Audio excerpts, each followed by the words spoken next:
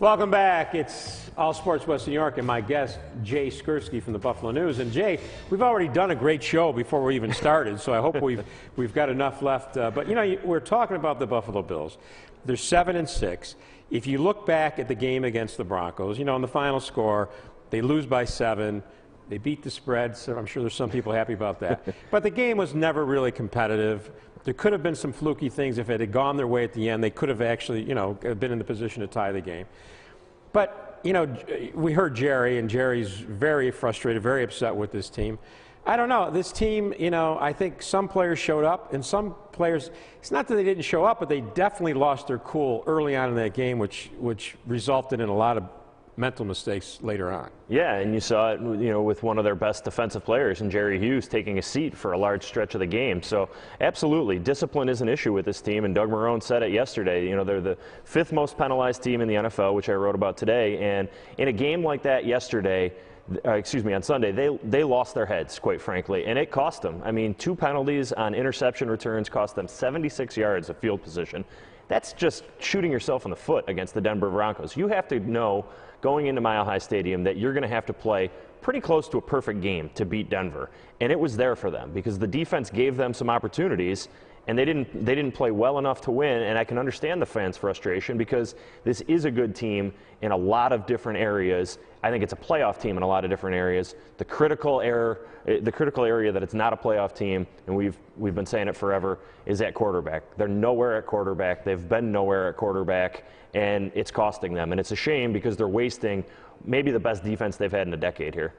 Yeah, I think they definitely have a playoff caliber defense, and I think although they didn't get any sacks on Peyton Manning, I think they made Peyton uncomfortable enough that he wanted to get rid of the ball, which resulted in a couple of his interceptions. Look, I got Peyton Manning on my fantasy team. He killed me Sunday. Yeah. But he was not Peyton Manning-like, and this decision by the Broncos to run the ball, that they feel they need to run the ball, it was effective in stretches against the Bills, not overall, but down inside the red zone they were able to run the ball. But I think the defense, as you said, they played well enough. If the offense had done much of anything, they could have won that game. Right. I mean, you pick off Peyton Manning twice. You end a streak of 51 games, I think it was, with at least 1 touchdown pass.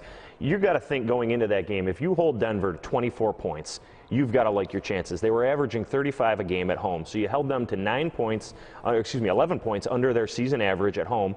You would take that from your defense, and you should take it. And as I mentioned, the turnovers were big. Those should have led to points. They didn't because of the undisciplined play that followed the turnovers, and those were huge plays in the game. Well, it's interesting. You know, I went to the Broncos website, and you look at some of their post-game comments, and the coach in the locker room afterwards, they didn't think they played a good game. They didn't think they played a good game at all. They knew they were up against a tough defense. They acknowledged that afterwards, that although they did score 24 points, the Broncos aren't happy with 24 points at home. Right. You know, they're used to scoring in the 30s easily. But so that tells you that the Bills have the respect. Well, what is that worth at this stage of the game? They're 7-6. There's an awful good chance, at best, they're going to finish at 8-8. Yeah, that sounds about right. I mean, you can't go into 2 games against Hall of Fame quarterbacks coming up, and Aaron Rodgers and Tom Brady, and willingly pick the Bills. I'm not going to do it. I mean, I think Green Bay is the hottest team in the NFL right now, 5 straight, 9 out of 10 wins. Then you go to Oakland. Okay, you know, that should be a win, even though you do have to fly across the country in a game that may be meaningless. You know, if they lose to Green Bay, the playoff opportunity, I think, if it's not mathematically out, it's very remote. So, you know, then motivation becomes an issue. And then you go to New England, and everybody knows Tom Brady's record against the Bills. So then the question becomes, what does 8-8 do for this team? Is it good enough to see the coaching staff back? I think the next 3 weeks are going to go a long way toward determining that. Well, you know, the Pagulas were there with the team in Denver. As we talked last night, they brought Jim Kelly with them. So the Pagulas have a first-hand look at what's going on now with this team as opposed to maybe that first couple weeks when they got on board.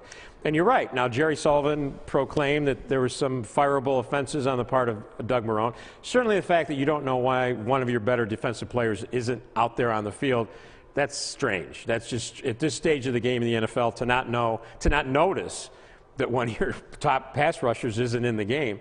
But do you think Doug Marrone has earned another season? I think we have to see how the next 3 weeks go out. You know, if they can get a win against one of those quarterbacks, if they can finish 9-7, you could probably make the case that he deserves to be back. That's a 3-win improvement. given the issues that they have at quarterback, that's probably good enough. But I would also support the other side of this in the sense that Doug Whaley came out at the draft when they acquired Sammy Watkins and said, we expect this pick to be in the 20s. To me, that's a playoff guarantee. And he didn't guarantee it in as many words, but everybody knew what he was getting at. So if they fail to make the playoffs, then if you want to make a change and a new ownership wants to come in and bring in their own guys, I could totally understand it. Would it be completely fair to Doug Marrone? Maybe not, but we've seen it before in this league. Mike Mularkey was fired after a year in Jacksonville. Washington might fire their coach after a year. It happens in this league, and I'm not going to think that Doug Marrone is being grossly mistreated if it were to be the case. I mean, let's face it, we just talked about it. This is a team that I think has talent in enough areas that it should be a playoff team, and if they don't get there, the season is a failure, and that's the Bills' expectation, not media's expectation, not the fans' expectation. That's what they said going into the year. So if they don't get there, then I think that, yes, that they would be justified in making a change. Well, you know, the Pegulas have already established they're very patient people. I mean, they bought in with the Sabres to the philosophy that let's be as bad as we can be to be as good as we can be down the road. Money's not an issue with the Pegulas. It's not as it had been, say, with Ralph Wilson and the Bills. You know, he wanted to turn a profit. Not that they're not going to turn a profit, but I could see him taking a step back with the hope of in 2 years, because their quarterback situation is completely a mess right now. Right. I would say that there are a couple of differences between the Bills situation and the Sabres situation. The Sabres had recent success when the Pegulas took over. The Bills have none of that. This is 15 straight years now without making the playoffs.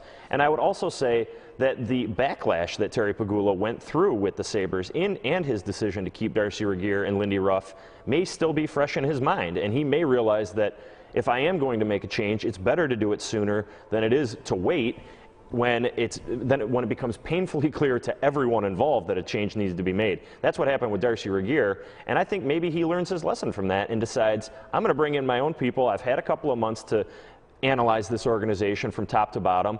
I've decided that I need my football people in charge, whoever that may be, and if they want to bring in a new coaching staff, let's do it right now. Let's start fresh. As we mentioned, they're still nowhere at quarterback. You've got to identify that guy. If you do bring in a new coach, he's probably going to want to find his own quarterback. Right. So you've got an opportunity to start fresh. Okay, we're going to take a break. We'll be back more with Jay Skurski talking about the Buffalo Bills right after this.